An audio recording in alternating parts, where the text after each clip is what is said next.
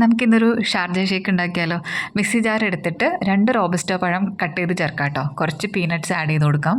ഒരു 4 packet boost എടുത്തിട്ടുണ്ട്, അതിലൊരു 3 പാക്കറ്റ് ബൂസ്റ്റ് ഇപ്പം തന്നെ ഇട്ട് കൊടുക്കാം കേട്ടോ. കട്ട് ചെയ്ത് 2 മഞ്ചും കൂടി ആഡ് ചെയ്ത് കൊടുക്കാം കേട്ടോ.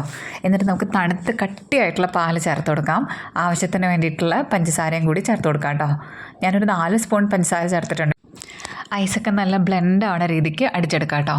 ഗ്ലാസ് റെഡിയാക്കി വെക്കാം. നമുക്ക് ഷേക്ക് അടിച്ചത് ഇതിനകത്തോട്ട് പകർത്തിയെടുക്കാം. നല്ല കിടിലൻ ടേസ്റ്റാണ് കേട്ടോ. ഇന്ന് തന്നെ ട്രൈ ചെയ്ത് നോക്കിയേക്കണേ.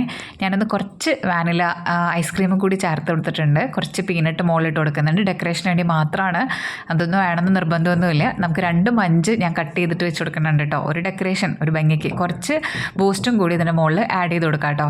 നല്ല അടിപൊളി ടേസ്റ്റാണേ, ഒന്നും നോക്കാനില്ല. ഇപ്പം തന്നെ ട്രൈ ചെയ്ത് നോക്കിക്കോട്ടോ.